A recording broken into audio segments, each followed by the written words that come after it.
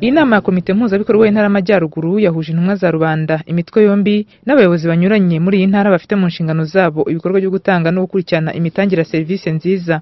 Abayitabiriye bakaba basuzumiye hamwe uko iyi ntara ihagaze mu mitangire ya serivisi. Nk'uko byagaragajwe hagendewe ku bushakashatsi bwakozwe mu gihugu cyose, bugaragaza ko intara y'Amajyaruguru ikiri hasi mu mitangire ya serivisi ugereranije n'ijanisha rikenewe.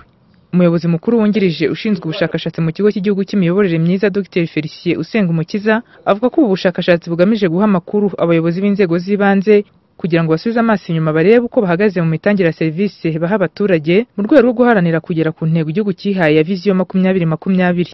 Twari tugamije kubanza gusobanurira abayobozi bari bateraniye muri iyo nama imikorere y'ikigo cy'igihugu gishinzwe imiyoborere kugira ngo tubabwire inshingano zacu, tubabwire impamvu cyagiyeho, hanyuma tubagaragarize muri rusange by'umwihariko iby'ubushakashatsi twakoze, cyane cyane ko bugamije guha amakuru abayobozi b'inzego z'ibanze z'ukuntu twakwihutisha iterambere dushaka, cyane cyane rikubiye mu cyerekezo 2020 igihugu cyacu cyihaye.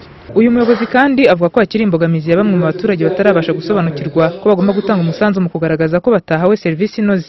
Avuga ko umuturage wese afite uburenganzira bwo kurwanya serivisi mbi ahawe igihe ibyo asabwa byose aba byujuje, ngo ni ngombwa ko agaragaza ubutwari mu kugaragariza umuyobozi utayimugejejeho uko bikwiye. Bagira ubwo butwari bwo kwerekana ko babonye serivisi mbi kandi babivuge, biba ngombwa bayange, noneho icyo gihe byadufasha kugira ngo dukore tubashe kwivugurura.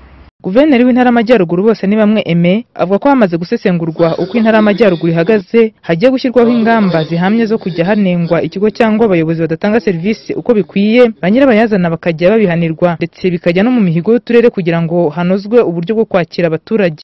Muzi ko tumaze imyaka irenga 10 turi muri process yo kubaka imiyoborere myiza mu gihugu cyacu, imiyoborere myiza ishingiye gutanga serivisi nziza ku baturage, ariko kugira ngo mumaze ibisi mwumva ubutumwa nyakwa Perezida Kagame atanga agaragaza ko u Rwanda rwateye imbere, ariko noneho tukaba dufite imbogamizi, tukaba dufite ikizinga ku byo twambaye.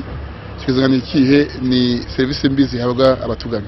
Nizo mpamvu buri gihe tugomba guharanira kubaka abayobozi bacu n'abaturage bacu kugira ngo tugendere hamwe twese hamwe, kandi tugaharanira ko abaturage bacu bishimira serivisi nziza zihabwa abaturage. Ikindi kibazo cyagaragajwe ni ikijyanye no kutarangiza imanza ku gihe. Iki kibazo kinahangayikishije inzego z'ibanze kuko hari n'ubwo ngo zijyanwa mu nkiko rimwe na rimwe bigateza leta igihombo. Ishimwe Rugira Giselle, OM4 Musanze.